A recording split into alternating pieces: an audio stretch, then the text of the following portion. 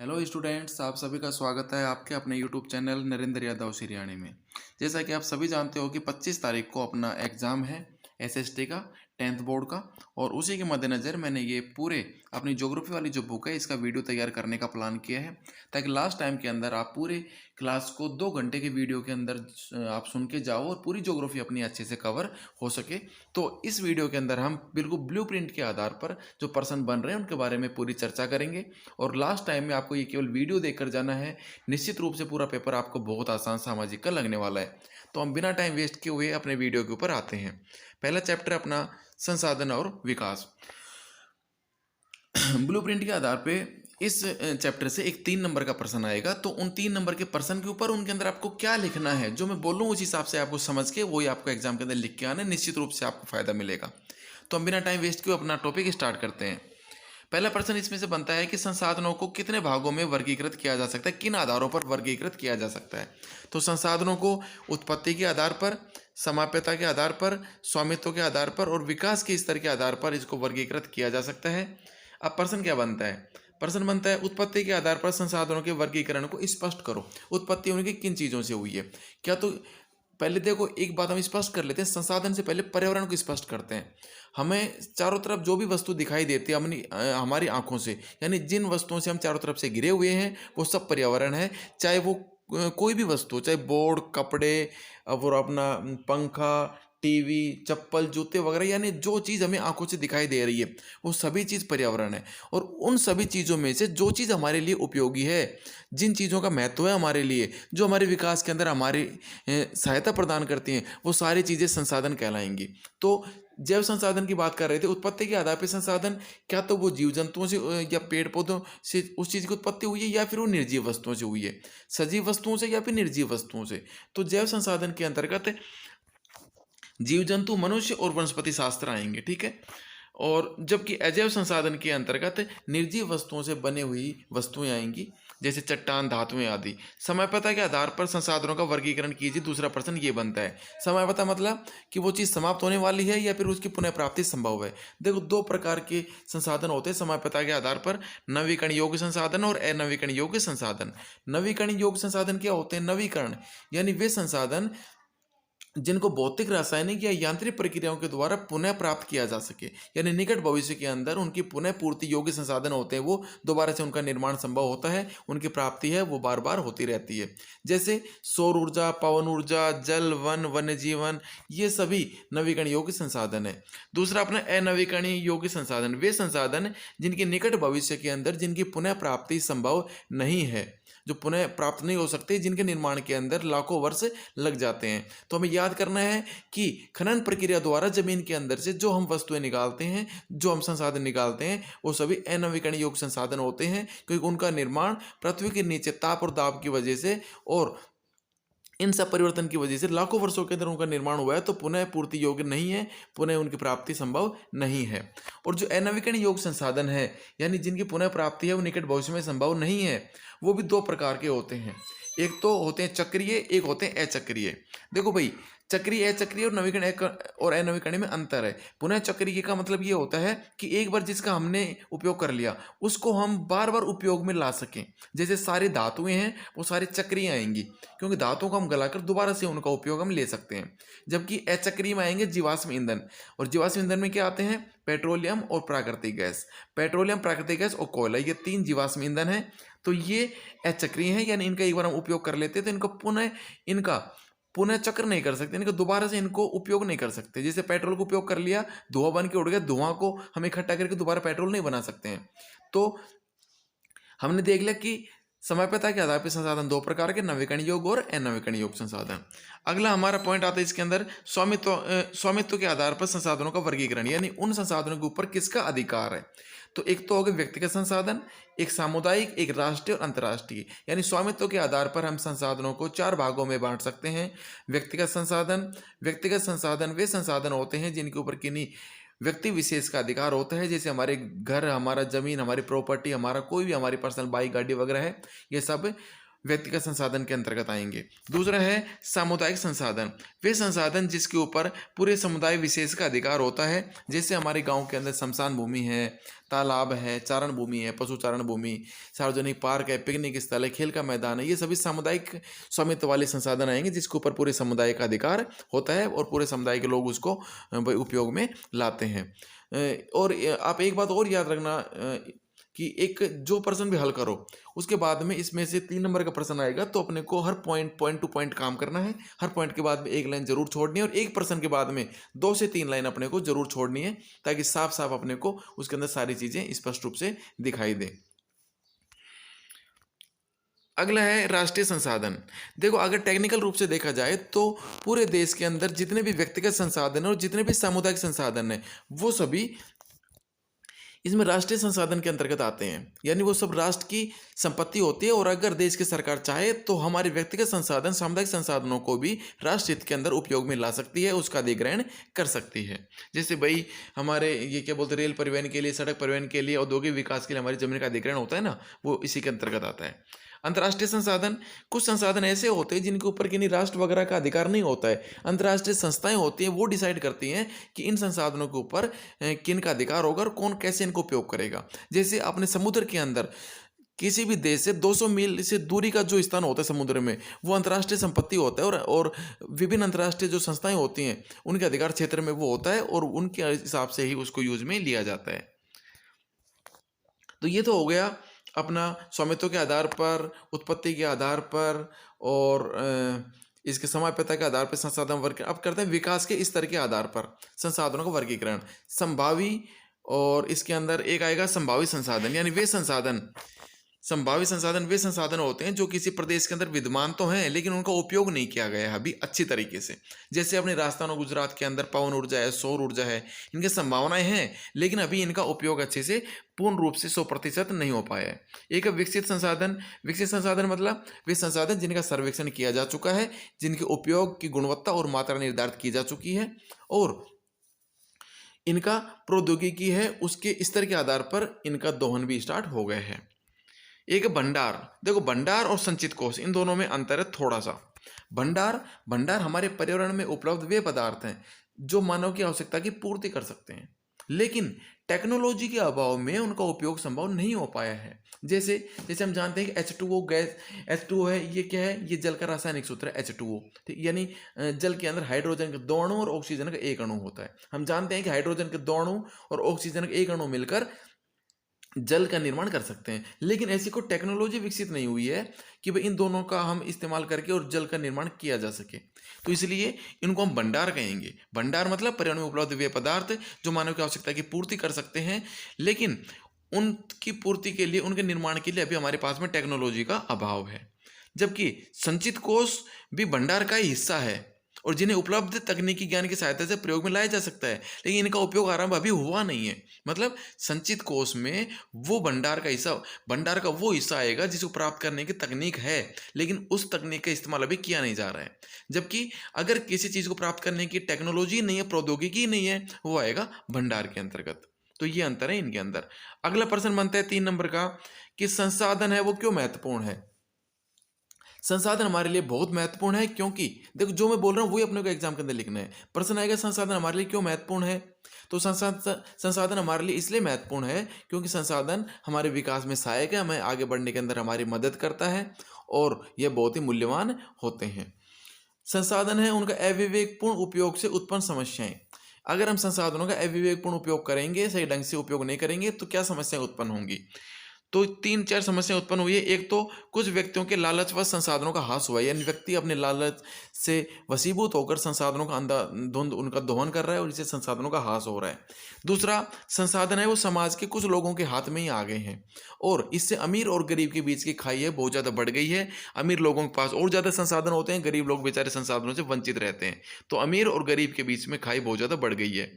और तीसरा संसाधनों के अंधाधुंध शोषण से पर्यावरणीय समस्याएं भी उत्पन्न हो रही हैं, जैसे भूमंडलीय तापन यानी ग्लोबल वार्मिंग की समस्या, ओजोन परत का क्षय हो रहा है, पर्यावरण प्रदूषित हो रहा है, ये सारी समस्याएं उत्पन्न हो रही हैं।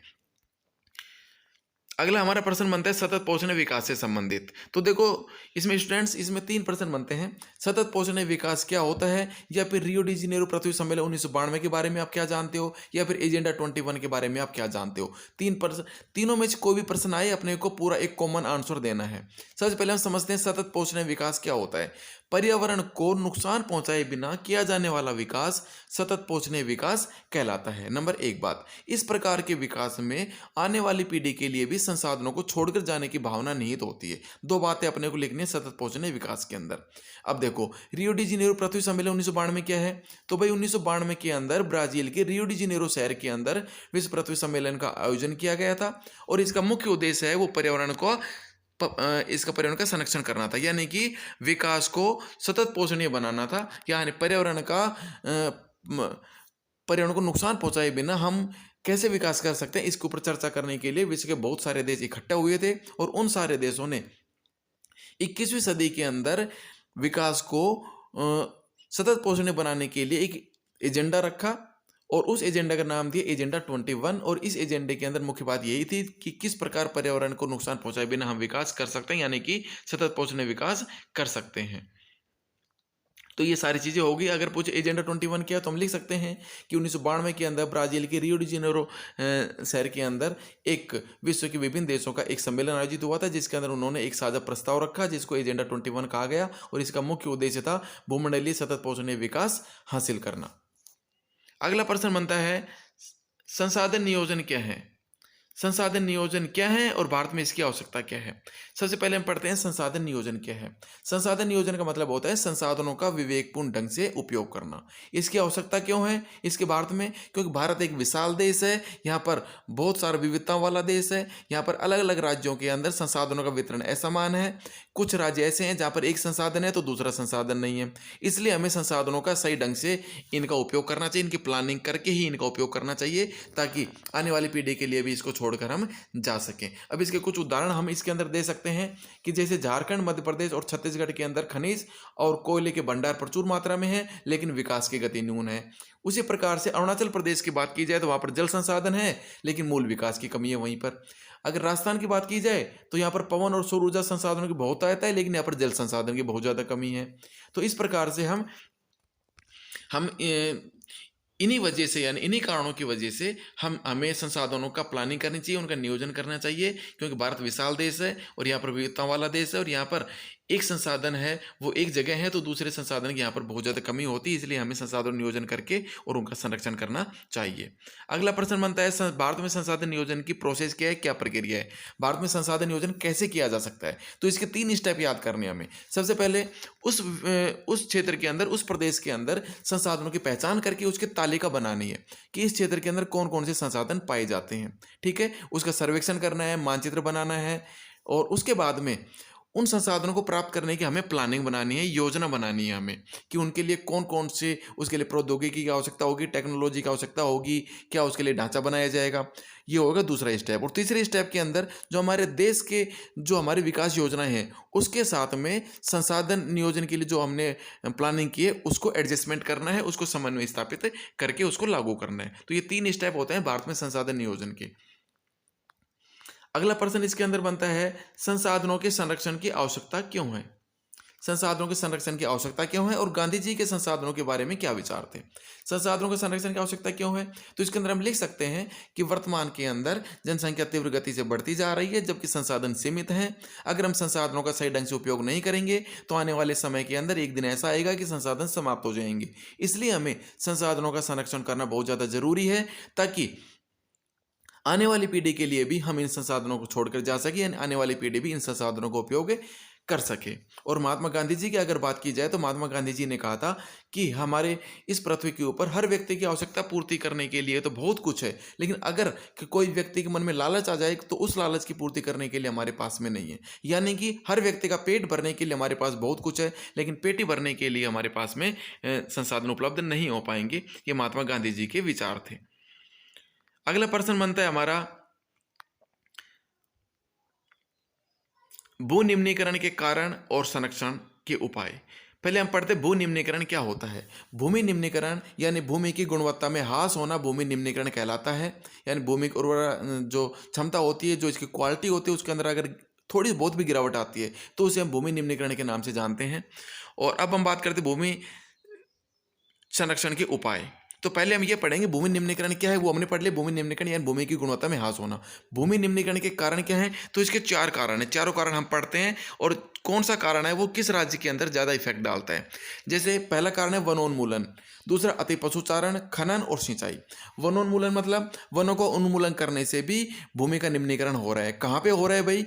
झारखंड, छत्तीसगढ़, मध्य प्रदेश और उड़ीसा, जो ये अपने खनिज प्रधान जो अपने राज्य हैं, यहाँ पर वनोन्मूलन के कारण भूमि का निम्नीकरण हो रहा है। क्योंकि यहाँ पर खनिज संपदा है और उनको प्राप्त करने के लिए जंगल को काटा जा रहा है, वनों का उन्मूलन किया जा रहा है और इससे भूमि का निम्नीकरण हो रहा है।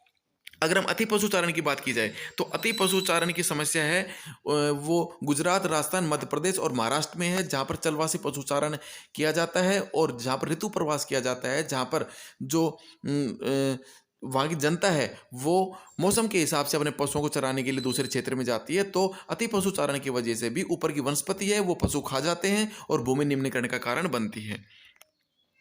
अगला है खनन। खनन के माध्यम से भूमि का निम्नीकरण होता है, क्योंकि जहाँ पर खनन होता है वहाँ पर धूल मिट्टी उड़ती है और वो धूल मिट्टी उड़कर और वो भूमि के ऊपर जमा हो जाती है, जो जल सोखने के अंदर बहुत ही समस्या उत्पन्न करती है।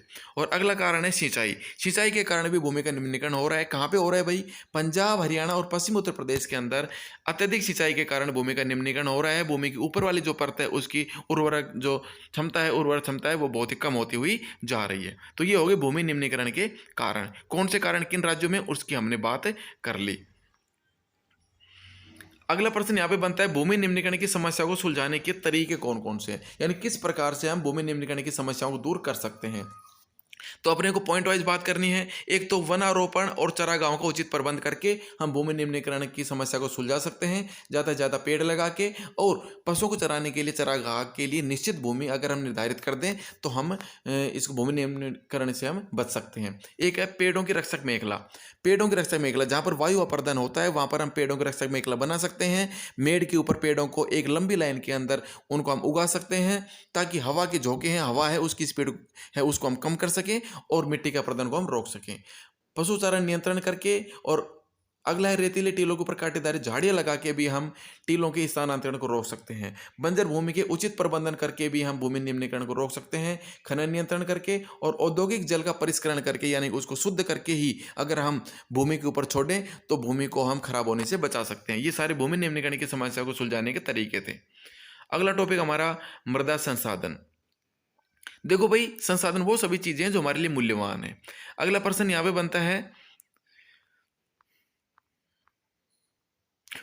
मृदाओं का वर्गीकरण।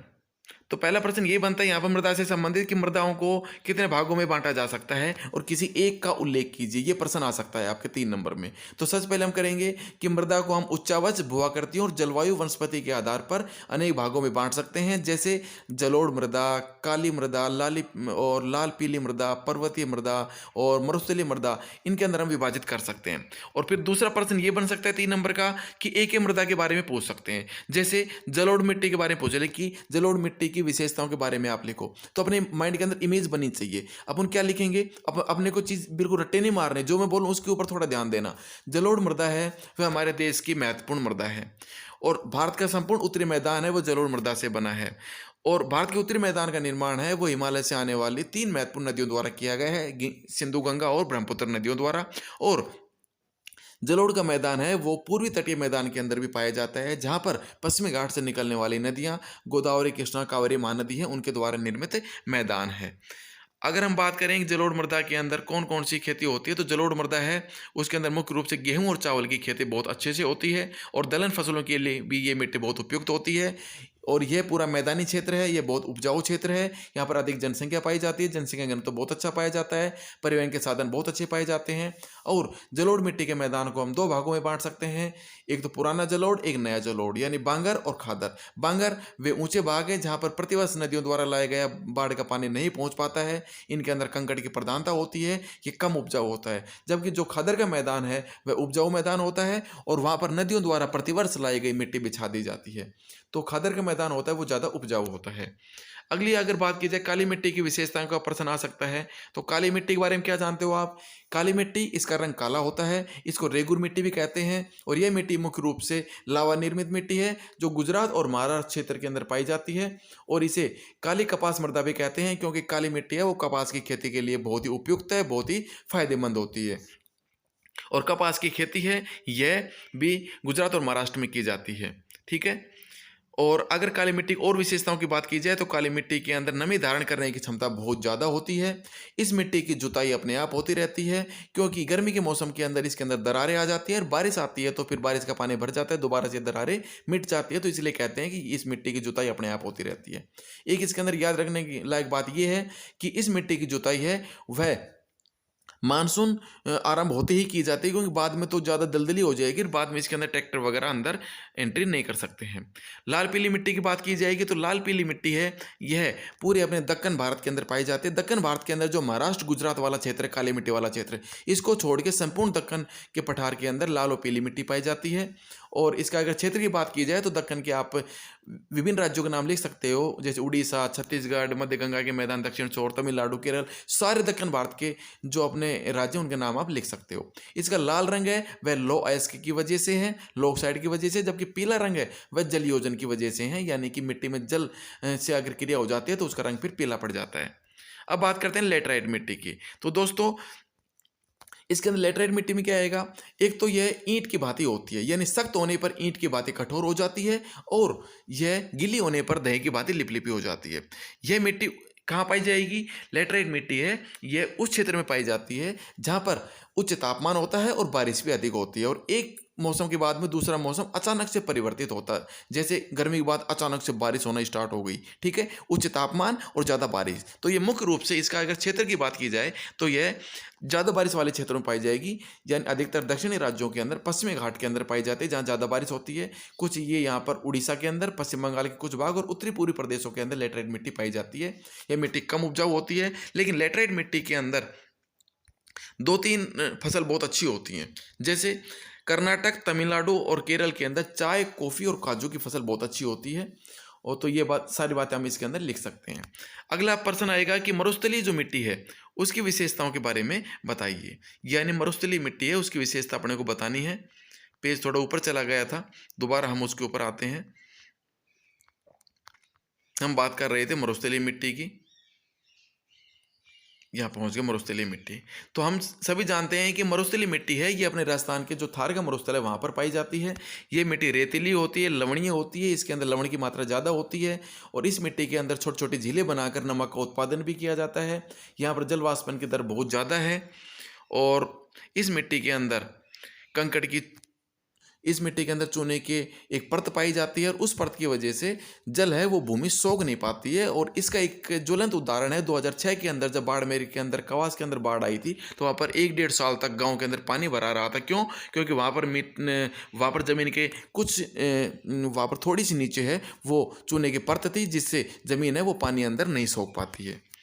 अब बात करेंगे वन मृदा की। वन मृदा मतलब जंगल के अंदर, जंगल के अंदर जो पहाड़ी क्षेत्र होते हैं, जो उनकी घाटियाँ होती हैं, वहाँ पर वन मृदा पाई जाती है क्योंकि घाटियों से ऊपर से पानी के साथ मिट्टी बह के ऊपर की परत बह के घाटियों में आ जाती है और जो ऊपर के पत्ते वगैरह होते हैं, जो जैविक जो ये अपने खाद वगैरह होता है वो भी उसके साथ में मिल जाता है। तो ये बहुत ही उपजाऊ मिट्टी होती है, हुमस की मात्रा इसके अंदर बहुत अच्छी होती है।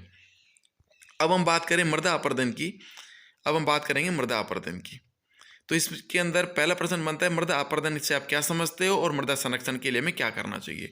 मृदा अपर्दन मतलब मिट्टी के कटाव और उसके बहाव की जो प्रोसेस है उसको मृदा अपर्दन के नाम से जानते हैं। तो देखो मृदा का अपर्दन और मृदा का बनना ये दोनों साथ साथ चलने वाली प्रक्रिया हैं। तो हमें पहले तो ये लिखना है कि मृदा अपर्दन 2 कारणों से होता है, मानवीय कारणों से भी और प्राकृतिक कारणों से भी। मानवीय कारणों से कैसे होगा? मानवीय कारणों से होगा वनोन्मूलन द्वारा, यदि हम वन का उन्मूलन करेंगे, अति पशुचारण, निर्माण कार्य, खनन कार्य, ये सभी मृदा अपर्दन के मानवीय कारक हैं। और अगर हम इसके अंदर दूसरी बात हमें लिखनी पड़ेगी कि मृदा अपर्दन के प्राकृतिक कारक। तो इसके मृदा अपर्दन के जो प्राकृतिक कारक हैं उसके अंदर आ जाएगा भूस्खलन। बार बार पेज ऊपर हो जाता है, ये थोड़ी समस्या है इसके अंदर।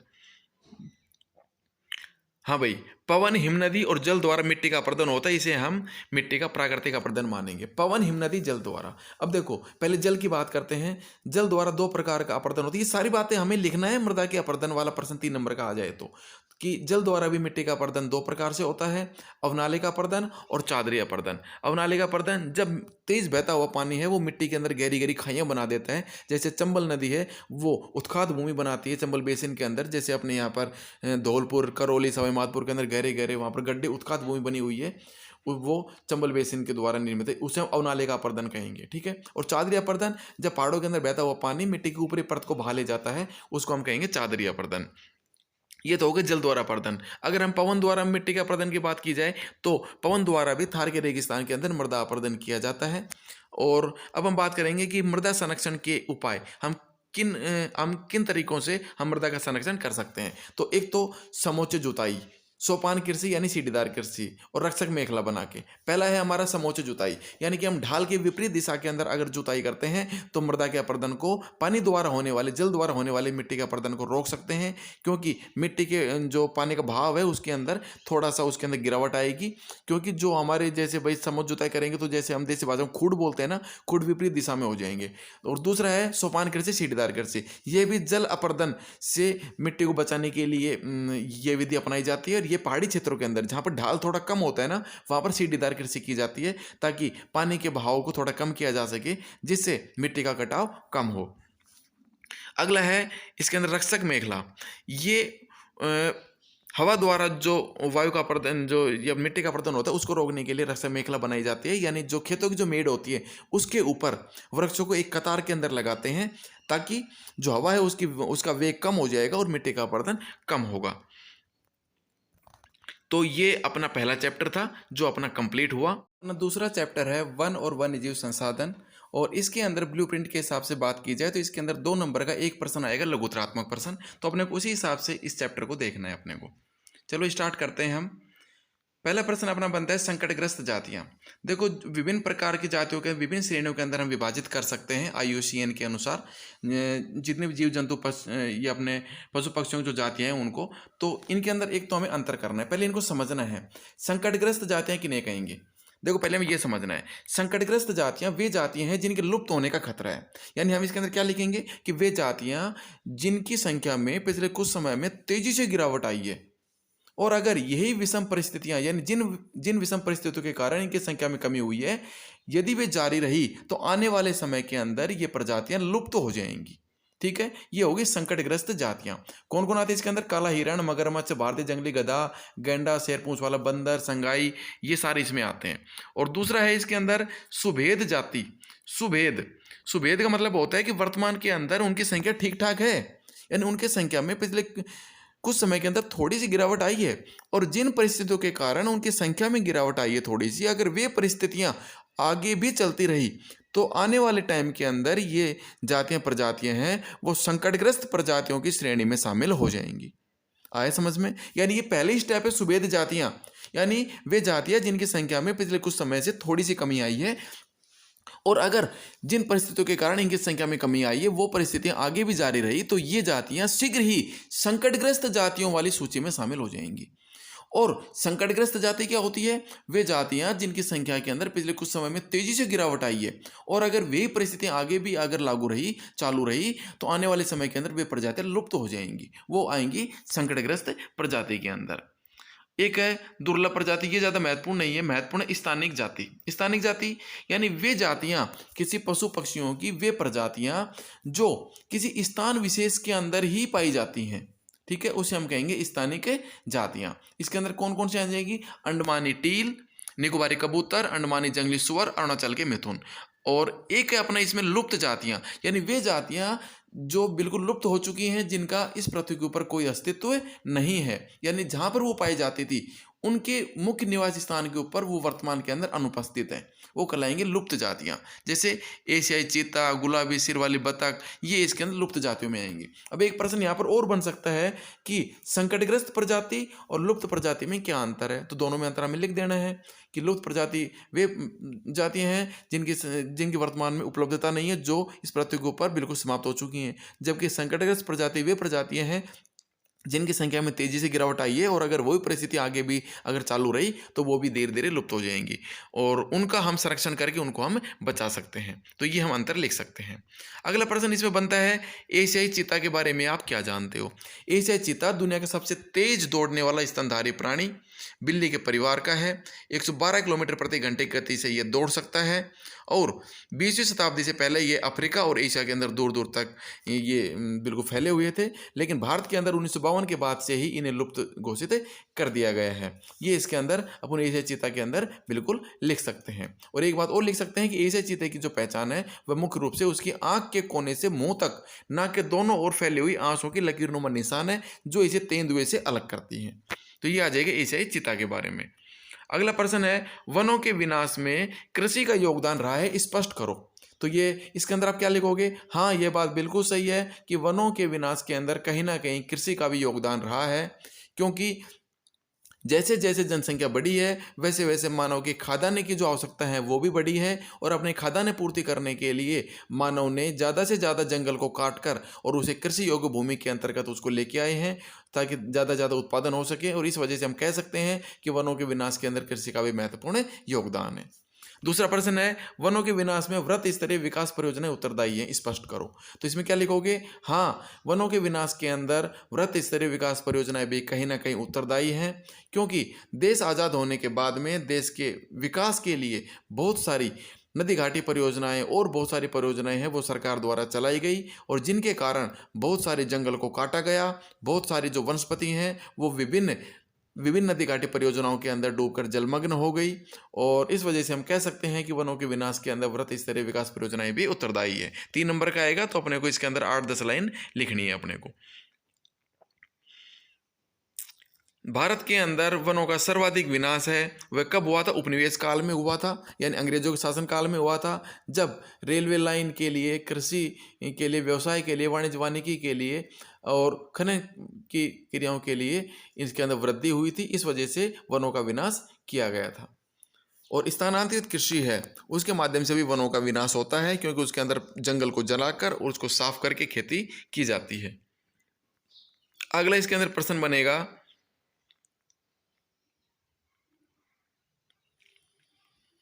अच्छा, इसके अंदर वही प्रश्न चल रहा है अपना कि वनों के विनाश में वृहत स्तरीय परियोजनाएं कैसे नुकसानदायक है। तो इसके अंदर हम लिख सकते हैं, जैसे मैंने आपको बताया 1952 से बहुत सारी नदी घाटी परियोजनाओं के कारण 5000 किलोमीटर से अधिक वन क्षेत्र है उसको साफ करना पड़ा, और वर्तमान के अंदर भी बहुत सारे उसके खनिजों के उत्खनन के लिए भी पश्चिम बंगाल, उड़ीसा, झारखंड के जंगलों को काटा जा रहा है वहाँ पर। तो ये सारी बातें हम इसके अंदर लिख सकते हैं। अगला प्रश्न बनता है हमारा हिमालयन यव के बारे में। बहुत महत्वपूर्ण प्रश्न है, हिमालयन यव क्या है, उसके बारे में आप क्या जानते हो? आपने क्या लिखना है? हिमालयन यव हिमालय क्षेत्र में पाए जाने वाला एक सदाबहार औषधीय पौधा है। यह हिमाचल प्रदेश और अरुणाचल प्रदेश के क्षेत्रों में पाया जाता है, और इस पेड़ की छाल, पत्तियों, टहनियों से टक्सोल नामक रसायन निकाला जाता है, और जिसका उपयोग है वह कैंसर जैसे रोगों के उपचार के लिए किया जाता है, और यह विश्व के अंदर कैंसर की सबसे ज़्यादा बिकने वाली औषधि है। लेकिन पिछले कुछ समय से इसके अति दोहन की वजह से इसके हजारों पेड़ हैं वो सूख गए हैं। ये हम हिमालयन यव के बारे में सारी चीज़ें लिख सकते हैं। अगला प्रश्न बनता है, भारत में जैव विविधता को कम करने वाले कारक कौन कौन से हैं, यानी किन किन कारकों की वजह से भारत में जैव विविधता है वो कम हो रही है। जैव विविधता मतलब जीव जंतुओं की और प्राणियों की और इनकी क्या बोलते हैं, पेड़ पौधों की विभिन्न प्रजातियों में कमी आना, इनका नाश होना। ठीक है, तो जैव विविधता कम करने वाले कारक कौन कौन से हैं? एक तो वन्य जीव जंतुओं के आवास का विनाश करना, यानी इनका जो निवासी स्थान है, जंगल है, उसको कम करना। एक जंगली जानवरों का शिकार करना, पर्यावरण का प्रदूषण, और दावानल। दावानल का मतलब होता है जंगल की आग। जंगल की आग की वजह से भी जीव जंतु और जो अपनी वनस्पति होती है वो बहुत बड़ी मात्रा में जलकर राख हो जाती है। अगला प्रश्न इसके अंदर अपना बनता है, भारत में वन और वन्यजीव संरक्षण क्यों आवश्यक है? पहली बात तो इसके अंदर अपन क्या लिखेंगे, भारत में वन और वन्य जीव का संरक्षण क्यों आवश्यक है। भारत, तो इसके अंदर हम क्या लिखेंगे कि पिछले कुछ समय से भारत के अंदर वनों की मात्रा के अंदर, वनों का जो क्षेत्रफल है उसके अंदर तेजी से गिरावट आई है, और मानव अपनी विभिन्न आवश्यकता की पूर्ति करने के लिए और अन्य कार्यों के लिए वनों को काटता जा रहा है और वन्य जीवन के अंदर वन्य जीवों के ऊपर भी इसका बहुत ही गहरा असर पड़ा है। बहुत सारे वन्य जीवों का शिकार किया जाता है, उनके नाखून, उनके बाल की वजह से दूसरे देशों के अंदर उनका व्यापार किया जाता है और इस वजह से भारत के अंदर वन और वन्य जीवों को बचाने के लिए उनका संरक्षण करना बहुत आवश्यक है, क्योंकि विभिन्न जीव जंतु और पेड़ पौधे एक दूसरे के ऊपर निर्भर होते हैं, वो पारिस्थितिक तंत्र का निर्माण करते हैं और अगर किसी जीव या फिर किसी वनस्पति की एक प्रजाति का विनाश होता है तो संपूर्ण जो जीव जंतु हैं, जो उसका पारिस्थितिक तंत्र है वो गड़बड़ा जाता है और सभी जीवों के ऊपर उसका असर पड़ता है। इसलिए हमें वन और वन्य जीवों का संरक्षण करना बहुत ही आवश्यक है। अगला प्रश्न बनता है, सरकार द्वारा इसके लिए क्या क्या उपाय किए गए हैं। तो सरकार द्वारा हम क्या लिखेंगे, सरकार द्वारा वन्य जीवों के संरक्षण के लिए बहुत सारे उपाय किए गए हैं, बहुत सारी योजनाएं चलाई गई हैं। आज़ादी के बाद सबसे पहले 1952 के अंदर राष्ट्रीय वन नीति भी बनाई गई थी, जिसके अनुसार ज़्यादा से ज़्यादा क्षेत्र के ऊपर यानी लगभग 33% क्षेत्र के ऊपर वनों का होना उसके लिए आवश्यक माना गया था। और वन्य जीवों के संरक्षण की बात की जाए तो 1972 के अंदर सरकार द्वारा वन्य जीव संरक्षण अधिनियम पारित किया गया और इसके तहत जीव जंतुओं के शिकार के ऊपर पूर्णतः प्रतिबंध लगाया गया। और अन्य जीव जंतुओं के लिए भी सरकार द्वारा विभिन्न योजनाएं चलाई जा रही हैं, जैसे एक सींग वाला गैंडा, कश्मीरी हिरण, हंगुल और जो अपना मगरमच्छ है, इनके संरक्षण के लिए भी सरकार द्वारा विभिन्न योजनाएं चलाई जा रही हैं। अगला प्रश्न बनता है, बाघ परियोजना के बारे में आप क्या जानते हैं। बाघ परियोजना यानी प्रोजेक्ट टाइगर 1973 के अंदर प्रारंभ किया गया था। इसको प्रारंभ करने का जो मुख्य कारण था वह इनकी संख्या में तेजी से होती हुई कमी है। यानी कि बाघ परियोजना क्यों प्रारंभ की गई थी, क्योंकि पिछले कुछ समय से देखा गया कि बाघों की संख्या है वो 55,000 से घटकर मात्र 1,827 रह गई थी और ये बहुत ही चिंताजनक विषय था सरकार के लिए।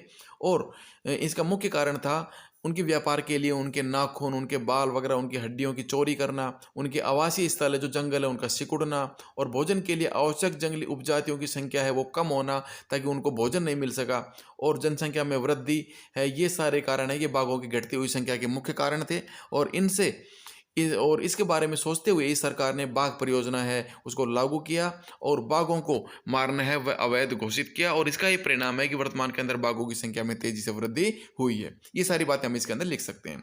अगला है, सरकार द्वारा बाघों को बचाने के लिए चलाई जा रही मुख्य बाघ परियोजनाएं कहाँ कहाँ पे हैं, यानी हमें कुछ महत्वपूर्ण बाघ परियोजनाओं के बारे में लिखना है। तो दो तो अपने राजस्थान में है। राजस्थान के अंदर बाघों के संरक्षण के लिए दो परियोजनाएं चलाई जा रही हैं। एक अलवर के अंदर सरिस्का बाघ परियोजना और दूसरा है अपने इसमें रणथंभौर बाघ परियोजना सवाई माधोपुर के अंदर। उत्तराखंड के अंदर कार्बेट राष्ट्रीय उद्यान, पश्चिम बंगाल के अंदर सुंदरवन राष्ट्रीय उद्यान जहाँ पर रॉयल बंगाल टाइगर बहुत प्रसिद्ध है, मध्य प्रदेश के अंदर बांधवगढ़ राष्ट्रीय उद्यान और जो मध्य प्रदेश है वह बाघों का घर कहलाता है, वहाँ पर सर्वाधिक बाघ पाए जाते हैं। केरल के अंदर पेरियार बाघ और असम के अंदर मानस बाघ रिजर्व है, ये मुख्य बाघ संरक्षण परियोजनाओं के अंतर्गत आती हैं। अगला प्रश्न है, वनों के प्रकार। वनों को 3 भागों में हम बांटेंगे। वनों को कितने भागों में बांटा जा सकता है, ये प्रश्न आएगा। तो वनों को हम 3 भागों में बांटा जाएगा, आरक्षित वन, रक्षित वन और अवर्गीकृत वन। अब एक एक के बारे में हमें हेडिंग डाल के एक एक के बारे में हमें थोड़ा थोड़ा लिखना पड़ेगा। जैसे आरक्षित वन, इसके बारे में आप क्या लिखोगे कि वे वन जिसके ऊपर पूर्णतः सरकार का नियंत्रण होता है, जिसके अंदर पशु चारण करना और जिसके अंदर लकड़ी काटना पूर्णतः उसके ऊपर प्रतिबंध होता है और देश के आधे से अधिक वन क्षेत्र हैं वो आरक्षित वन क्षेत्र के अंदर आते हैं, इन्हें सर्वाधिक मूल्यवान माना जाता है। दूसरा आ जाएगा रक्षित वन, दूसरी हेडिंग डालोगे रक्षित वन, उसके अंदर क्या लिखोगे, वे वन जिसके ऊपर सरकार का नियंत्रण होता है। यानी इसके अंदर आप लिख सकते हो कि इन वनों के ऊपर भी सरकार का नियंत्रण होता है, लेकिन सरकार की अनुमति लेकर इनके अंदर पशु चारण भी किया जा सकता है और सीमित मात्रा के अंदर इनके अंदर हम लकड़ी भी काट सकते हैं और यह भारत के कुल वन क्षेत्र का 1/3 हिस्सा है वो रक्षित वनों के अंतर्गत आता है। तीसरा है अवर्गीकृत वन, यानी वे वन जिसका किसी प्रकार से उसके ऊपर सरकार का कोई नियंत्रण नहीं है और उसके अंदर लोगों की आवाजाही, पशुचारण और लकड़ी काटने के ऊपर किसी प्रकार का कोई प्रतिबंध नहीं होता, वे अवर्गीकृत वन के अंतर्गत आते हैं। और हम इसके अंदर ये भी लिख सकते हैं कि आरक्षित और रक्षित वन है ये स्थायी वन कहलाते हैं क्योंकि इनके ऊपर सरकार का नियंत्रण होता है और सर्वाधिक स्थायी वन है वो मध्य प्रदेश के अंदर पाए जाते हैं। तो यहाँ हमें ये एक बात याद रखनी है कि सर्वाधिक वन भी और सर्वाधिक बाघ भी और सर्वाधिक राष्ट्रीय उद्यान भी, ये तीनों चीज मध्य प्रदेश के अंदर सबसे ज्यादा विद्यमान है। समुदाय और वन संरक्षण की हम बात करेंगे। समुदाय और वन संरक्षण, इसके अंदर प्रश्न बनता है एक और आएगा कि पर्यावरण को बचाने के लिए चलाए गए कुछ महत्वपूर्ण आंदोलन के बारे में बताओ। तो एक तो चिपको आंदोलन और एक बीज बचाओ आंदोलन, दोनों के बारे में आप लिख सकते हो। दोनों आंदोलन ये हिमालय क्षेत्र के अंदर चलाए गए थे। यहाँ पर कंफ्यूज नहीं होने कि कभी आप अपने अमृता देवी बिश्नोई वाले ये जो खिचड़ी वाला था इसको आप चिपको आंदोलन मान लो। ये चिपको आंदोलन की इसको उपाधि दी गई थी, जबकि असली चिपको आंदोलन वो हिमाचल प्रदेश क्षेत्र में हुआ था, सुंदरलाल बहुगुणा द्वारा। अगला प्रश्न बनता है, संयुक्त वन प्रबंधन कार्यक्रम से आप क्या समझते हो?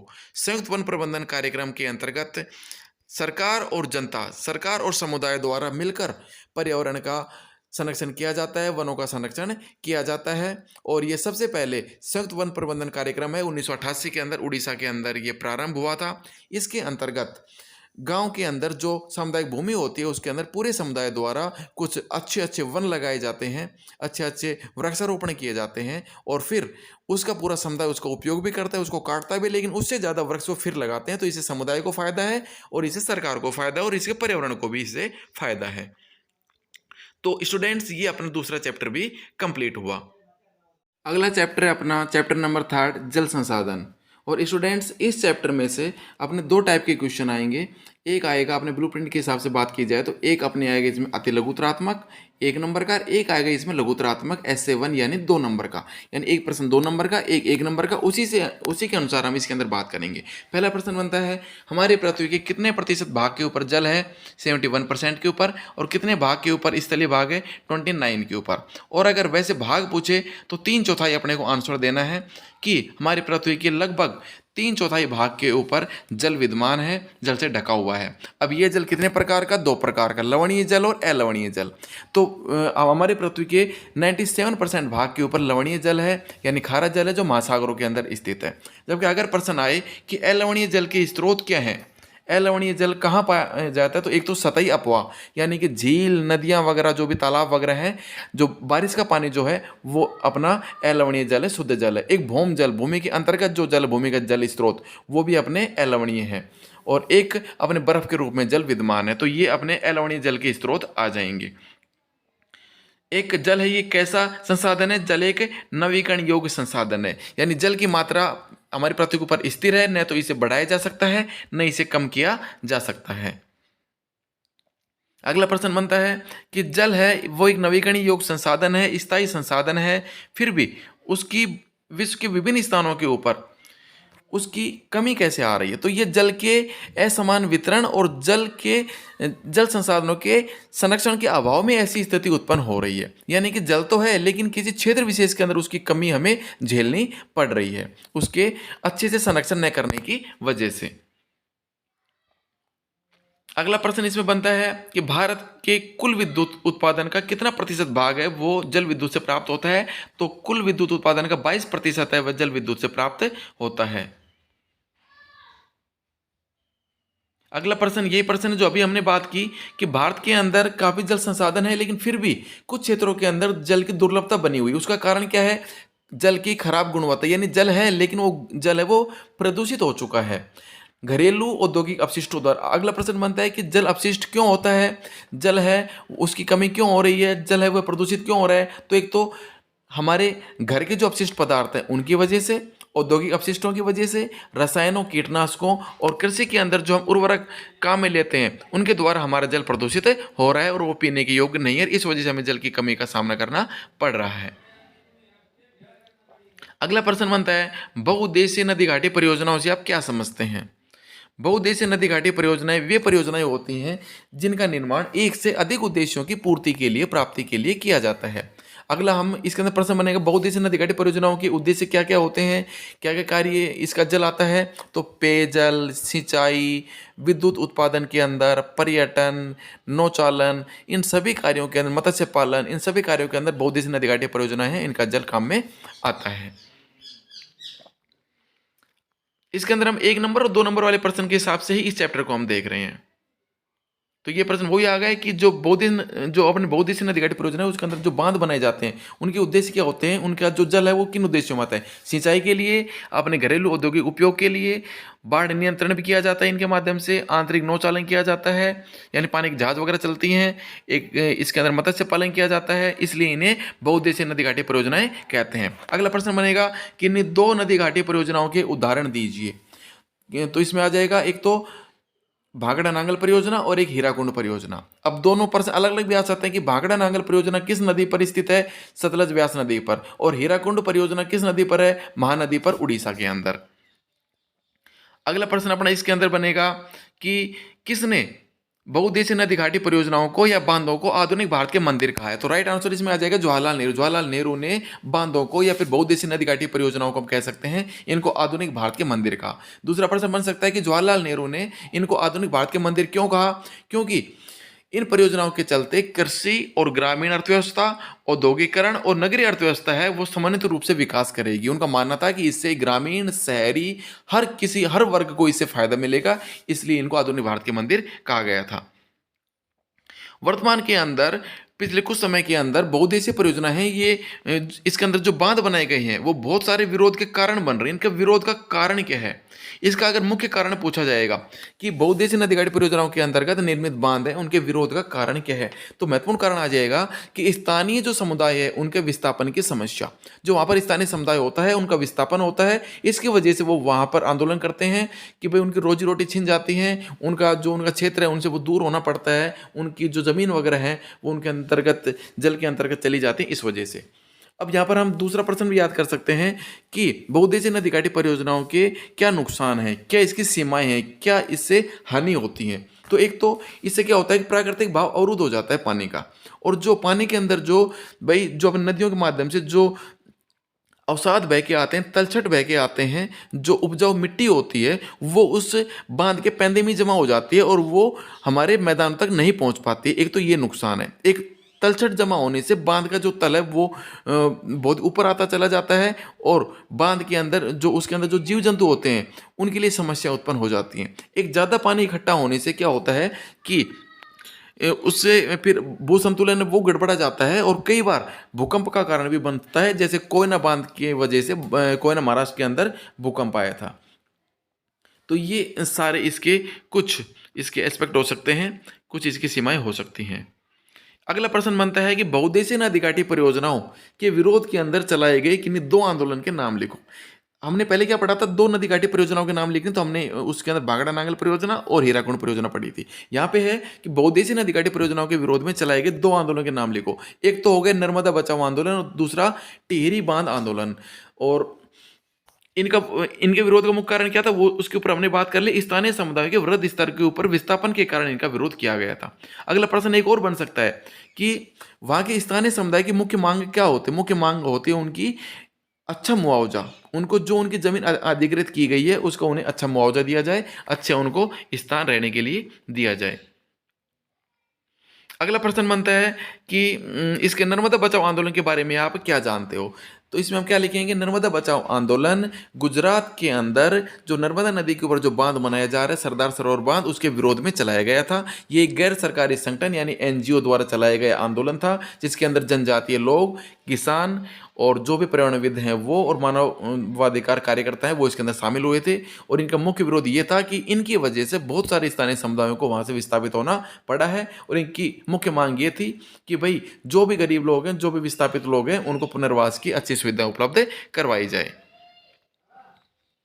अगला एक नंबर का प्रश्न बनता है सरदार सरोवर बांध किस राज्य में है और किस नदी पर बनाया गया है। सरदार सरोवर बांध गुजरात के अंदर नर्मदा नदी के ऊपर बनाया गया है। अगला प्रश्न बनता है कि सरदार सरोवर जो बांध है, जो ये इसकी नर्मदा परियोजना है, ये किन राज्यों की संयुक्त परियोजना है। तो ये महाराष्ट्र, मध्य प्रदेश, गुजरात और राजस्थान की संयुक्त परियोजना है। अगला प्रश्न इसके अंदर बनता है, इनके बारे में हमने बात कर ली पूरी कि बहुउद्देशीय नदी घाटी परियोजनाओं से क्या नुकसान है। एक, इनसे जल जनित बीमारियां भी फैलती हैं, इनसे जल इकट्ठा होने से। वर्षा जल संग्रहण के बारे में हम पढ़ेंगे। अब वर्षा जल संग्रहण की आवश्यकता क्यों है, प्रश्न आ सकता है कि वर्षा जल संग्रहण की आवश्यकता क्यों है। तो हम पढ़ेंगे वर्तमान के अंदर जनसंख्या तेजी से बढ़ती जा रही है और जो अलवणीय जल के स्रोत हैं बहुत कम होते जा रहे हैं और जल की कई क्षेत्रों के अंदर कमी आती जा रही है। इस वजह से हमें वर्षा जल का संग्रहण करना बहुत आवश्यक है ताकि जल की कमी को पूरा किया जा सके। छत वर्षा जल संग्रहण कहाँ का प्रसिद्ध है, तो ये 3 क्षेत्रों का प्रसिद्ध है। एक अपने पश्चिमी राजस्थान का, एक तमिलनाडु और एक अपने इसके अंदर मेघालय का नाम देना है अपने को। और अपने राजस्थान के अंदर जल संरक्षण के तहत खडीन और जोहड़ का नाम भी आता है। और एक टांके का नाम आएगा। प्रश्न आएगा टांका क्या होता है। टांका पश्चिमी राजस्थान के अंदर विशेष रूप से बीकानेर, फलौदी और बाड़मेर के अंदर हर घर के अंदर एक मकान बनाया जाता है, नीचे एक मकान नुमा आकृति बनाई जाती है जिसके अंदर पूरे घर का जो पानी है वो पाइपों के माध्यम से उसमें पहुंचाया जाता है। और इससे जो शुष्क मौसम होता है यानी बारिश के बाद का जो टाइम होता है, उस टाइम के अंदर उस जल का उपयोग पीने के लिए और अपनी दैनिक आवश्यकताओं के लिए उस जल का उपयोग किया जाता है। और इस टांके का एक फायदा और होता है, इससे जो भूमि तल के जो मकान होते हैं वो बिल्कुल ठंडे होते हैं। तो ये हो गया टांके से संबंधित प्रश्न अपना आए तो आने की संभावना बहुत अच्छी है इसकी। टांका हो गया। पालर पानी क्या होता है। पालर पानी वर्षा जल को कहते हैं। अगला प्रश्न बन सकता है कि प्राकृतिक जल का शुद्धतम रूप कौन सा होता है। पालर पानी, वर्षा का जो जल है ये बिल्कुल शुद्धतम रूप है। अगला प्रश्न आ सकता है कि मेघालय के अंदर छत वर्षा जल संग्रहण के बारे में आप बताइए। तो भाई मेघालय की जो राजधानी है शिलोंग, हम जानते हैं कि मेघालय के अंदर चेरापूंजी में सर्वाधिक बारिश होती है पूरे विश्व के अंदर, और फिर भी वहां से मात्र 55 किलोमीटर की दूरी के ऊपर वहां की राजधानी है शिलोंग। वहां पर छत वर्षा जल संग्रहण बहुत ही प्रचलित है, वहां पर जल की बहुत भारी कमी है तो वहां पर छत वर्षा जल संग्रहण किया जाता है। अगला प्रश्न बनता है कि पश्चिमी राजस्थान के अंदर छत वर्षा जल संग्रहण है वह कम किया जा रहा है वर्तमान में, इसका कारण क्या है। देखो भाई पहले पश्चिमी राजस्थान के अंदर छत वर्षा जल संग्रहण बहुत ज़्यादा किया जाता था, टांके बनाए जाते थे, लेकिन जब से इंदिरा गांधी नहर आई है तब से लोगों का टांकों के प्रति रुझान कम हो गया और टांके कम बनाए जा रहे हैं, जो बहुत ही चिंता का विषय है। कर्नाटक के मैसूर जिले के अंदर भी छत वर्षा जल संग्रहण किया जाता है। और एक हम बात करें बांस ड्रिप सिंचाई प्रणाली की, यानी बांस के माध्यम से जल को एक स्थान से दूसरे स्थान पर ले जाना।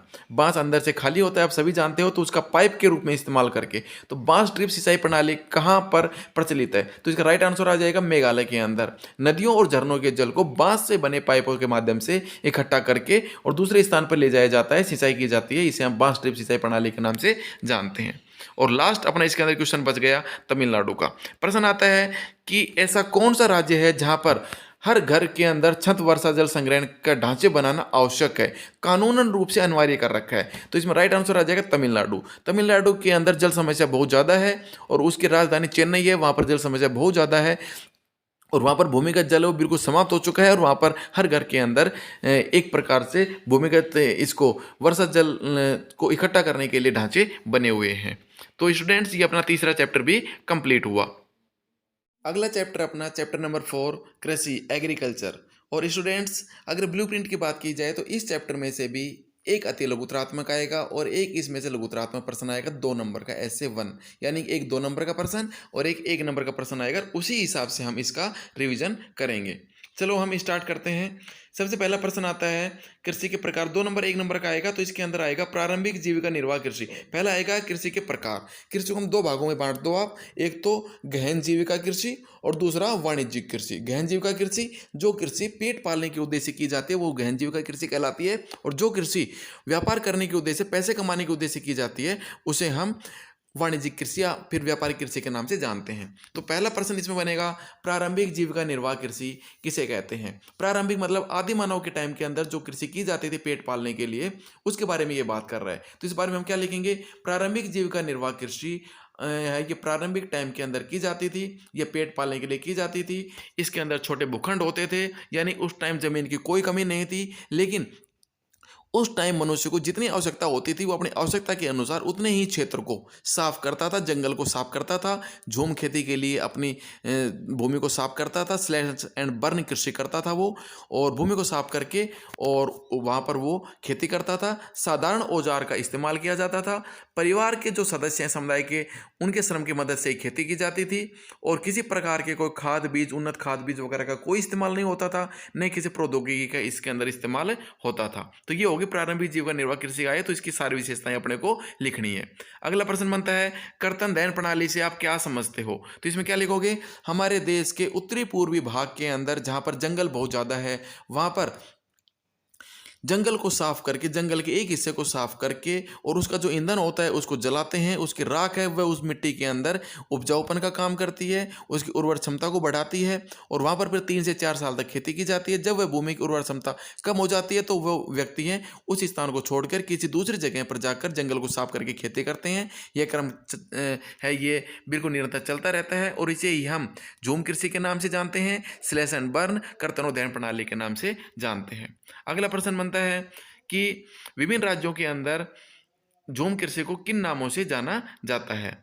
तो उत्तरी पूर्वी राज्य यानी असम, मेघालय, मिजोरम, नागालैंड के अंदर इसको सम्मिलित रूप से इसे झूम कहा जाता है, झूम कृषि कहा जाती है। स्पेशल मणिपुर के अंदर इसे पामलू भी कहा जाता है।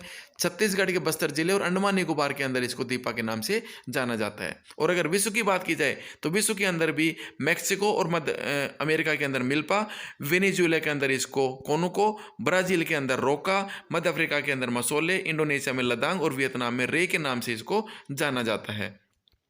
और स्पेशल अपने राजस्थान के अंदर भाई अपन हैं तो इस स्पेशल राजस्थान के बारे में प्रश्न पूछा जा सकता है कि राजस्थान के अंदर कर्तन और दहन प्रणाली यानी झूम कृषि को किस नाम से जाना जाता है। तो दक्षिणी पूर्वी राजस्थान के अंदर इसको वालरा के नाम से जाना जाता है और वालरा की जगह दजिया और चिमाता नाम भी आ सकता है। अगर पूछे कि भाई आदिवासी क्षेत्र में भीलों द्वारा की जाने वाली स्थानांतरित कृषि को किस नाम से जानते हैं तो पहाड़ी क्षेत्रों के अंदर इसको वालरा और मैदानी क्षेत्रों के अंदर नहीं, पहाड़ी क्षेत्रों के अंदर इसको कहते हैं चिमाता और जब मैदानी क्षेत्रों के अंदर इसको दजिया के नाम से जानते हैं। अगला प्रश्न इसके अंदर बनता है अपना इस चैप्टर के अंदर गहन जीविका कृषि। गहन जीविका कृषि मतलब यह कृषि उन क्षेत्रों में की जाती है जहां पर भूमि का टुकड़ा कम है और उसके ऊपर जनसंख्या का दबाव अधिक है। जहां पर भूमि के ऊपर जनसंख्या का दबाव अधिक है वहां पर गहन जीविका कृषि की जाती है और यहाँ पर पूरे परिवार के लोग हैं वो खेती बाड़ी के अंदर लग जाते हैं। ज़्यादा से ज़्यादा उन्नत खाद, बीज और रासायनिक निवेश सिंचाई का प्रयोग किया जाता है ताकि छोटे भूभाग से ज़्यादा उत्पादन लिया जा सके।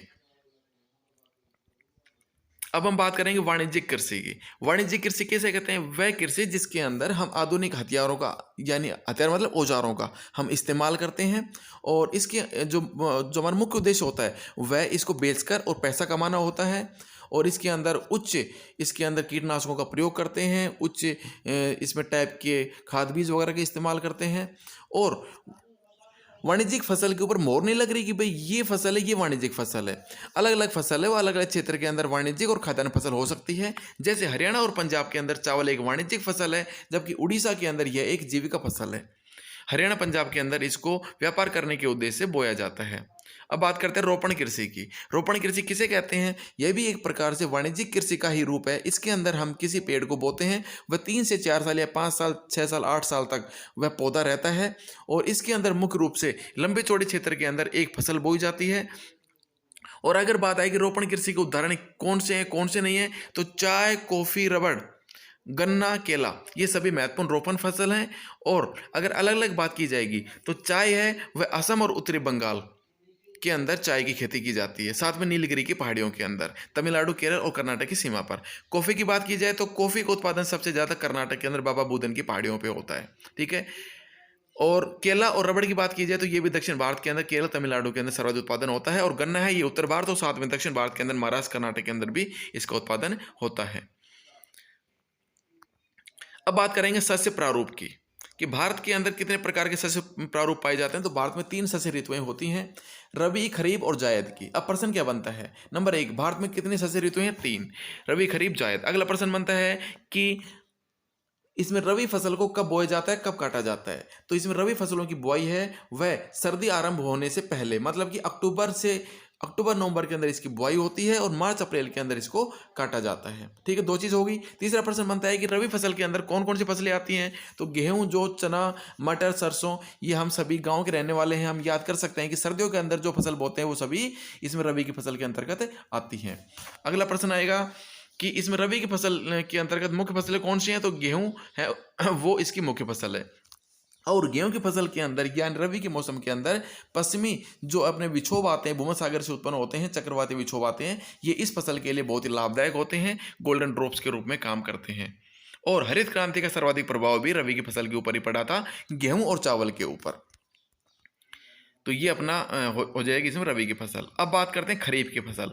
खरीफ की फसल कब बोई जाती है? थोड़ा सा पेज धुंधला आ रहा है, थोड़ी समस्या है पीडीएफ बनाने में, फिर भी देखो इसमें खरीफ की फसल है वो कब बोई जाती है? खरीफ की फसल है वह मानसून के आने के समय यानी मानसून के आगमन के साथ ही इसकी बुआई हो जाती है और इसको सितंबर अक्टूबर के महीने में इसको काटा जाता है।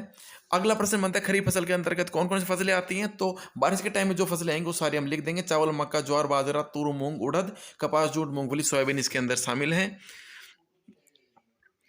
और अगला प्रश्न आता है कि किन राज्यों के अंदर चावल की 3 फसलें ली जाती हैं? चावल को धान कहते हैं। तो ओस, अमन और बोरो ये 3 फसलें एक साल में ली जाती हैं असम, पश्चिम बंगाल और उड़ीसा के अंदर।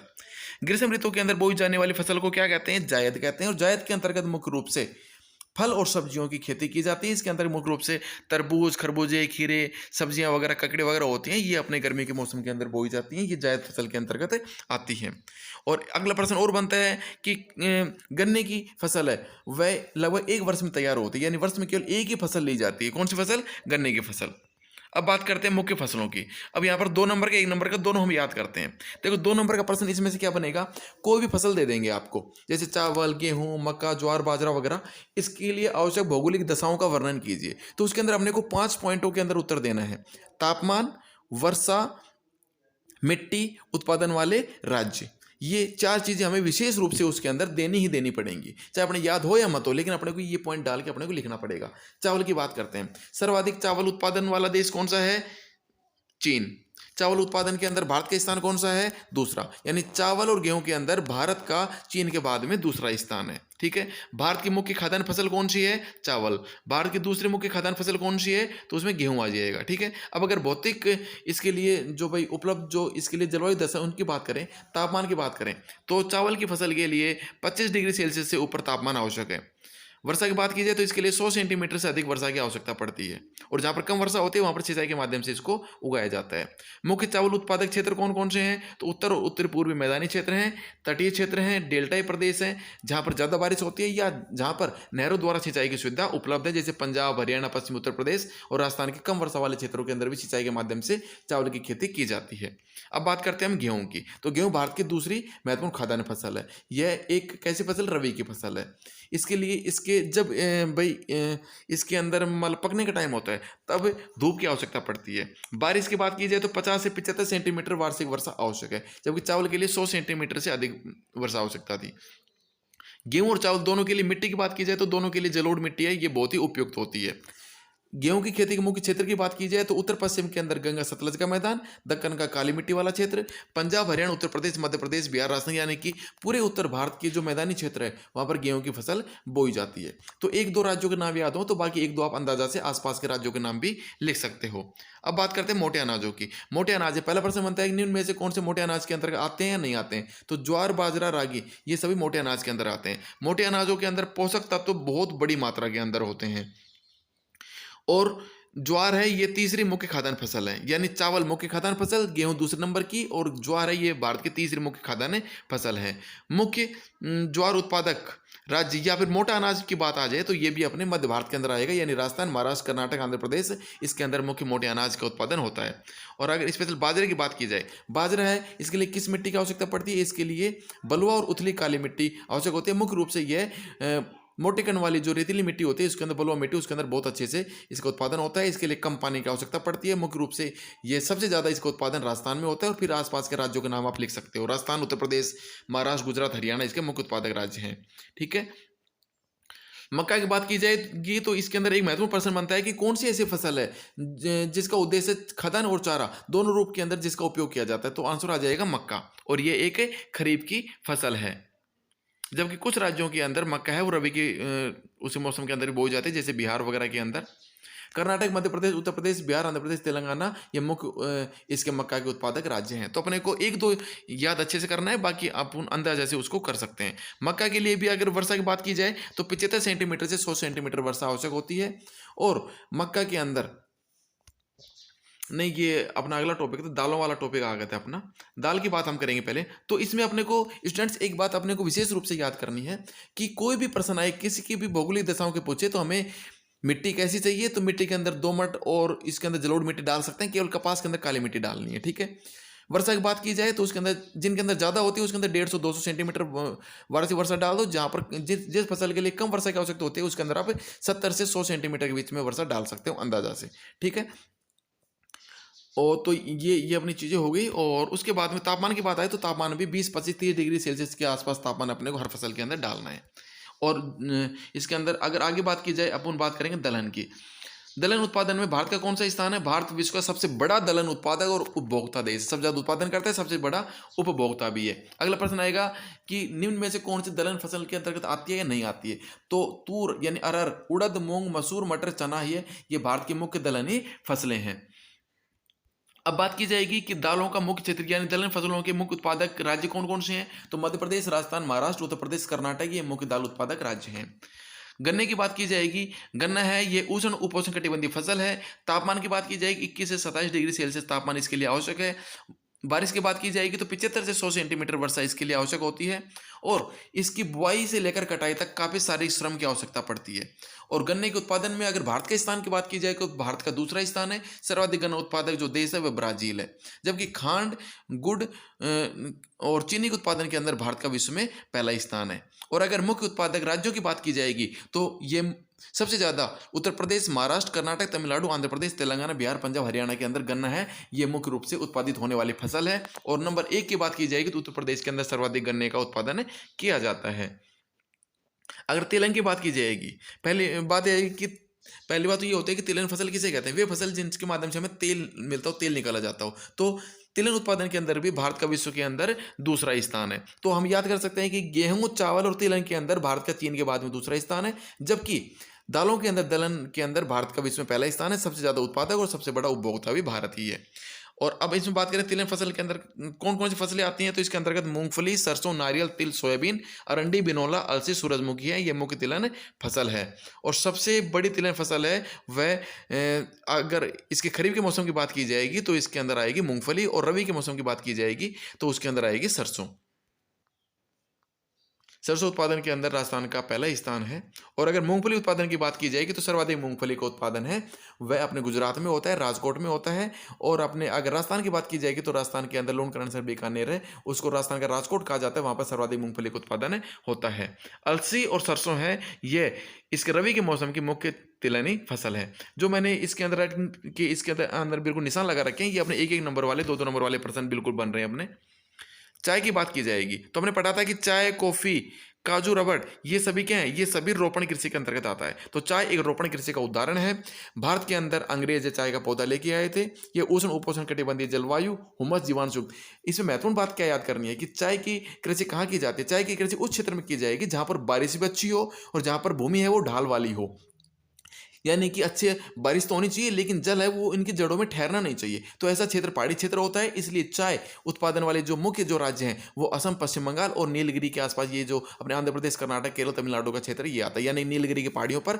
और साथ में अपने दार्जिलिंग की जो पहाड़ियाँ हैं असम, पश्चिम बंगाल के अंदर, वहाँ पर चाय की खेती की जाती है। और ये एक श्रम सघन उद्योग है क्योंकि चाय की पत्तियों के लिए कुशल और श्रम बहुत ही सस्ता श्रम है उसकी आवश्यकता पड़ती है। और चाय के उत्पादन के अंदर चीन के बाद में भारत दूसरा बड़ा उत्पादक देश है। अब बात करेंगे कॉफ़ी की। कॉफ़ी ये भी एक प्रकार से क्या बोलते हैं विदेशी पौधा है। और भारत के अंदर कॉफ़ी उत्पादन की बात की जाएगी तो भारत में सर्वाधिक कॉफ़ी का उत्पादन है वो कर्नाटक के अंदर किया जाता है। पापा बुदन की पहाड़ियों से इसकी बिल्कुल शुरुआत हुई थी और वर्तमान के अंदर नीलगिरी की पहाड़ियों के ऊपर कर्नाटक, केरल और तमिलनाडु के अंदर कॉफ़ी की खेती की जाती है। बागवानी फसलों की बात की जाएगी तो हमें याद करना है कि कौन से फल हैं वो कौन से राज्य में सर्वाधिक होते हैं। जैसे संतरों की बात करेंगे हम तो सर्वाधिक संतरे नागपुर में होते हैं और चेरापूंजी मेघालय में होते हैं। इसलिए जहाँ पर संतरे ज़्यादा होते हैं उसको राजस्थान के उस जगह के नागपुर के नाम से जाना जाता है। जैसे राजस्थान का नागपुर कहते हैं झालावाड़ को, वहाँ पर सर्वाधिक संतरे होते हैं। केले की बात की जाएगी तो सर्वाधिक केले हैं वो केरल, मिजोरम, महाराष्ट्र और तमिलनाडु के अंदर होते हैं। और अगर लीची की बात की जाएगी तो उत्तर प्रदेश और बिहार के अंदर सर्वाधिक लीची होती है। और अनानास की बात की जाएगी तो मेघालय के अंदर सर्वाधिक अनानास होते हैं। अंगूर की बात की जाएगी तो आंध्र प्रदेश, तेलंगाना, महाराष्ट्र के अंदर सर्वाधिक अंगूर होते हैं। और सेब, नाशपाती, खुबानी, अखरोट, बादाम वगैरह ये सारे हिमालय प्रदेश में होते हैं। तो इसके अंदर उत्तराखंड, हिमाचल प्रदेश और जम्मू कश्मीर का नाम हम दे देंगे। आगे हम देखते हैं किन सब्जियों के उत्पादन के अंदर भारत का विश्व के अंदर पहला स्थान है या फिर मुख्य स्थान है। तो मटर, फूल गोभी, प्याज, बंद गोभी, टमाटर, बैंगन, आलू के उत्पादन के अंदर भारत का प्रमुख स्थान है। कुछ अखाद्य फसलों की बात करेंगे जो खाने के काम में नहीं आते। मुख्य रूप से इसके अंदर बात करेंगे हम रबड़ की। ये भूमध्य रेखीय क्षेत्र की फसल है, यानी कि जहाँ पर तापमान ज़्यादा होता है, ज़्यादा बारिश, वहाँ पर रबड़ की खेती की जाती है। तो इसके लिए 200 सेंटीमीटर से अधिक बारिश चाहिए, 25 डिग्री सेल्सियस से अधिक तापमान होना चाहिए, नम और आर्द्र जलवायु होनी चाहिए, यानी कि तेज धूप भी होनी चाहिए और साथ में वायु के अंदर नमी भी होनी चाहिए। और यह एक रबड़ है, ये एक महत्वपूर्ण कच्चा माल है जो उद्योगों के अंदर प्रयुक्त होता है। और सर्वाधिक रबड़ कहाँ होता है? ये दक्षिण भारत में होता है। तो इसके अंदर हम दक्षिण भारत के राज्यों के नाम लिख सकते हैं: केरल, तमिलनाडु, कर्नाटक, अंडमान निकोबार द्वीप समूह और मेघालय की गारो पहाड़ियों के अंदर रबड़ की खेती की जाती है। अब हम बात करते हैं रेशेदार फसलों की। वे फसलें जिनसे हमें रेशे प्राप्त होते हैं, जो कपड़ा वगैरह बनाने के लिए, जूट बोरिया वगैरह बनाने के लिए काम में लिए जाते हैं। तो मुख्य रेशेदार फसलें कौन कौन सी है? प्रश्न ये आता है। कपास, जूट, सन और प्राकृतिक रेशम, ये मुख्य रेशेदार फसल है। जो पहले वाली तीन है, कपास, जूट और सन, ये तो हमें कृषि से प्राप्त होती है। जबकि जो प्राकृतिक रेशम है, ये हमें रेशम के कीड़े से प्राप्त होता है, उसके कोकून से प्राप्त होता है, जो मुख्य रूप से शहतूत या मलबरी के जो पेड़ होते हैं उनकी पत्तियों के ऊपर ये पाला जाता है इसको, और इससे हमें रेशम प्राप्त होता है। अब हम बात करते हैं कपास की। कपास भारतीय मूल का पौधा है। हम सभी जानते हैं कि हड़प्पा काल के अंदर भी कपास का उल्लेख मिला है। कपास है, ये सूती कपड़ा उद्योग के लिए एक कच्चे माल के रूप में काम करता है। और कपास उत्पादन के अंदर भी भारत का विश्व में चीन के बाद में दूसरा स्थान है। तो कपास, तिलहन, गेहूं, चावल के अंदर भारत का चीन के बाद में दूसरा स्थान है, जबकि दलहन के अंदर भारत का पहला स्थान है। कपास की खेती कहाँ होती है? कपास की खेती सबसे ज्यादा काली मिट्टी वाले क्षेत्र में की जाती है। काली मिट्टी इसके लिए उपयुक्त है, और काली मिट्टी पाई जाएगी गुजरात और महाराष्ट्र में, जो लावा निर्मित मिट्टी है। ठीक है, तो इस वजह से कपास है वो महाराष्ट्र और गुजरात में सर्वाधिक होती है, और सर्वाधिक सूती कपड़ा उद्योग भी यहीं पर पाया जाता है। और इसके लिए महत्वपूर्ण, अगर इसके लिए जलवायु दशा की बात की जाएगी तो इसके लिए 210 दिन पाला रहित होना चाहिए, यानी 210 दिन तक पाला नहीं पड़ना चाहिए। और जब ये पकती है, जब इसके फूल खिलते हैं, तब खिली हुई धूप का होना बहुत आवश्यक है। ये खरीफ की फसल है, क्योंकि अगर धूप खिली हुई होगी तो इसके फूल हैं वो अच्छे से ओपन होंगे, अच्छे से खिलेंगे और ज़्यादा रुई आएगी। सर्वाधिक कपास कहाँ होगी? तो इसके लिए हम पूरा अपना दक्कन वाला क्षेत्र देते हैं, जहाँ पर अपने काली मिट्टी वाला क्षेत्र है। महाराष्ट्र और गुजरात इसके मुख्य उत्पादक क्षेत्र हैं। साथ में मध्य प्रदेश, कर्नाटक, आंध्र प्रदेश, तेलंगाना, तमिलनाडु, पंजाब, हरियाणा, उत्तर प्रदेश दे सकते हैं। दोस्तों, पंजाब, हरियाणा, उत्तर प्रदेश का नाम हम किसी फसल के अंदर दे सकते हैं, क्योंकि सिंचाई की सुविधा की उपलब्धता की वजह से यहाँ पर हर प्रकार की, हर मौसम की फसल यहाँ पर उत्पादित की जाती है। अब हम बात करते हैं जूट की। जूट को सुनहरा रेशा कहा जाता है। प्रश्न आता है कि किस फसल को सुनहरा रेशा के नाम से जाना जाता है? जूट को सुनहरा रेशा के नाम से जाना जाता है। जूट का उत्पादन सबसे ज्यादा कहाँ होता है? तो अगर देश की बात की जाएगी तो बांग्लादेश, से भारत की बात की जाएगी तो पश्चिम बंगाल के अंदर, और साथ में आसपास के राज्य हम दे सकते हैं बिहार, असम, उड़ीसा, मेघालय के अंदर जूट का उत्पादन किया जाता है। और जूट किस काम आता है? तो जूट की बोरियां, चटाई, रस्सी, तंतु, धागे, गली से और दूसरी दस्तकारी की वस्तुएं बनाई जाती हैं। प्रौद्योगिकी और संस्थागत सुधार, यानी कि हमारे देश के अंदर कृषि के पिछड़ेपन का मुख्य कारण क्या है? तो इसमें आ जाएगा प्रौद्योगिकी और संस्थागत परिवर्तन के अभाव के अंदर भारतीय कृषि है वो लगातार उसका विकास अवरुद्ध होता जा रहा है। नई टेक्नोलॉजी का हम उपयोग नहीं कर पा रहे हैं, और अभी भी हमारे जो किसान है वो खेती बाड़ी के लिए मानसून के ऊपर निर्भर है, यानी आर्टिफिशियल रूप से सिंचाई की सुविधा उपलब्ध नहीं है। मानसून अच्छा रहा, मौसम की मार अगर पड़ी तो फिर अच्छी फसल नहीं होती, और अगर मानसून अच्छा होता है तो फिर अच्छी फसल हो जाती है। अगला प्रश्न हमारा बनता है इसके अंदर, कृषि संबंधी समस्याओं के बारे में हम इसके अंदर लिखेंगे, या फिर तो उसके अंदर हम ये लिख देंगे कि भाई भारतीय किसान है वो मानसून के ऊपर डिपेंड करते हैं, और हमारे यहाँ पर उन्नत तकनीकी का अभाव, प्रौद्योगिकी का अभाव है, जिस कारण से कृषि क्षेत्र के अंदर अभी भी समस्याएं बनी हुई हैं। और अगर हम बात करें कि स्वतंत्रता के बाद में सरकार ने कृषि क्षेत्र में सुधार के लिए क्या प्रयास किए, तो उसके लिए हम लिख सकते हैं, एक तो इन्होंने जोतों की चकबंदी की, यानी एक व्यक्ति की खेत है वो अलग अलग जगह पे है तो उनको एक जगह पे खेत किया ताकि अच्छे से वो उसके अंदर उत्पादन कर सकें। एक जमींदारी जो माल व्यवस्था थी उसको इन्होंने समाप्त किया, और जो लोग बिल्कुल जमीन से रहित थे उनको जमीन इन्होंने उपलब्ध करवाई। एक इन्होंने प्रथम पंचवर्षीय योजना के अंदर ही बहुत सारे भूमि सुधार कार्यक्रम प्रारंभ किए। तो ये चीज़ हम लिख सकते हैं। हरित क्रांति का प्रारंभ किया 1967-68 के अंदर। हरित क्रांति में हम याद कर सकते हैं, जिसके माध्यम से मुख्य रूप से गेहूं और चावल के उत्पादन के अंदर बहुत तेजी से वृद्धि हुई थी। श्वेत क्रांति की बात की जाएगी, यानी ऑपरेशन फ्लड, यह दुग्ध उत्पादन से संबंधित है। पेज ऊपर हो गए, एक बार हम जल्दी से देखते हैं इसको, शायद अपना टॉपिक पूरा होने वाला है। एक सेकेंड, थोड़ा टाइम वेस्ट हो रहा है।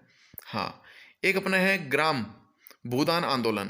भूदान आंदोलन से आप क्या समझते हैं? एक हम इसके अंदर ये भी दे सकते हैं कि भाई सरकार द्वारा, हम इसके अंदर हमारा टॉपिक चल रहा था सरकार द्वारा कृषि विकास के लिए क्या कार्यक्रम, तो ये कार्यक्रम हो जाएंगे। साथ में ये दे देंगे कि भारत सरकार द्वारा किसानों के लाभ के लिए किसान क्रेडिट कार्ड और व्यक्तिगत दुर्घटना बीमा योजना भी प्रारंभ की गई है, और फसलों के न्यूनतम समर्थन मूल्य भी घोषित किए जाते हैं, और आकाशवाणी और रेडियो और दूरदर्शन के माध्यम से जो भी नई नई चीज़ें आती हैं अपने कृषि के अंदर, तो वो किसानों को बताई जाती हैं। अगला प्रश्न आता है, भूदान आंदोलन किसने चलाया था? तो भूदान आंदोलन है वो चलाया था विनोबा भावे ने। कौन थे विनोबा भावे? ये महात्मा गांधी जी के आध्यात्मिक शिष्य थे, यानी कि गांधी जी ने आध्यात्मिक उत्तराधिकारी घोषित किया था विनोबा भावे को, और इन्होंने व्यक्तिगत इन्होंने सत्याग्रह भी चलाया था और इन्होंने भूदान आंदोलन चलाया था। अगला प्रश्न बनता है कि इन विनोबा भावे द्वारा भूदान आंदोलन या ग्रामदान आंदोलन कहाँ से प्रारंभ किया गया था?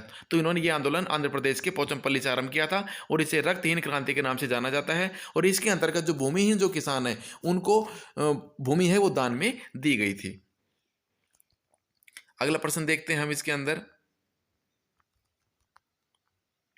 वैश्वीकरण का कृषि के ऊपर क्या प्रभाव पड़ा है? वैश्वीकरण का कृषि के ऊपर बढ़ता हुआ प्रभाव, तो वैश्वीकरण की वजह से भी कृषि के ऊपर प्रभाव पड़ा है, क्योंकि जब इंग्लैंड के अंदर उद्योग धंधों का विकास हुआ तो इंग्लैंड ने भारत को अपने हिसाब से यूज किया, और यहाँ पर उन फसलों के उत्पादन को इन्होंने बढ़ावा दिलवाया जो उनको कच्चे माल के रूप में उनको आवश्यकता थी। जैसे कपास और नील की खेती को अंग्रेजों ने बढ़ावा दिया, क्योंकि इंग्लैंड के अंदर औद्योगिक क्रांति हो चुकी थी, वहाँ पर उद्योग धंधों का विकास हो चुका था, और उनके उद्योगों के लिए, उनके सूती वस्त्र उद्योगों के लिए कच्चे माल के रूप में कपास की आवश्यकता थी, और कपड़ों की रंगाई करने के लिए नील की आवश्यकता थी। तो उन्होंने भारत के अंदर ये दोनों कपास और नील की खेती को बढ़ावा दिया, लेकिन इसका फायदा सीधा अंग्रेजों को मिला, भारत को इसका फायदा नहीं मिला।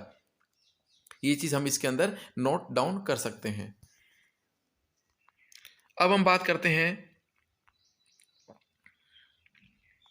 आज भारतीय कृषि व दो राय के ऊपर है, और भारतीय कृषि को सक्षम और लाभदायक बनाने के लिए हम क्या कर सकते हैं, सरकार को क्या करना चाहिए? तो इसके अंदर मान लिख सकते हैं कि सरकार को सीमांत और छोटे किसानों की स्थिति में सुधार करने की आवश्यकता है, क्योंकि भारत के अंदर अधिकतर छोटे किसान हैं, कम उनके पास में जोत है वो बहुत कम है, तो इसलिए छोटे और सीमांत किसानों के ऊपर ध्यान देकर उनकी स्थिति को सुधार कर भारतीय कृषि को आगे बढ़ाया जा सकता है।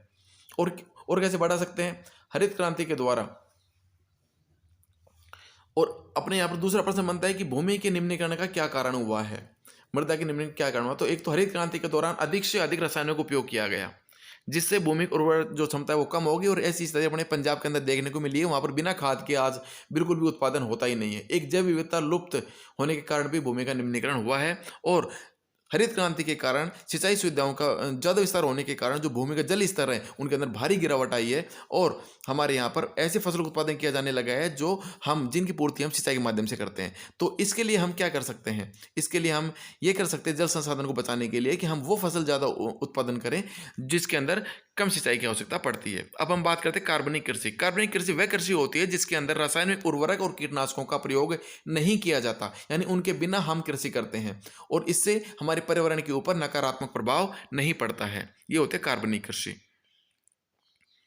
भारत के अंदर भाई इसको कृषि क्षेत्र के विकास के लिए क्या करना चाहिए इनको किसानों को? एक तो भारतीय किसानों को शस्यावर्तन करना चाहिए, यानी कि फसलों को बदल बदल कर बोना चाहिए ताकि भूमि की उर्वर क्षमता है वो बनी रहे। एक भारत के अंदर इनके खाद्यान्न फसलों के स्थान पर वाणिज्यिक फसल बोनी चाहिए, ताकि यहाँ के किसानों का कुछ आर्थिक विकास भी हो सके, और वो उसको बेचकर भी अपना आर्थिक स्थिति को सुधार सकें। एक फलों, औषधीय पौधों, बायोडीजल फसलों, फूल सब्जियों आदि को उगाने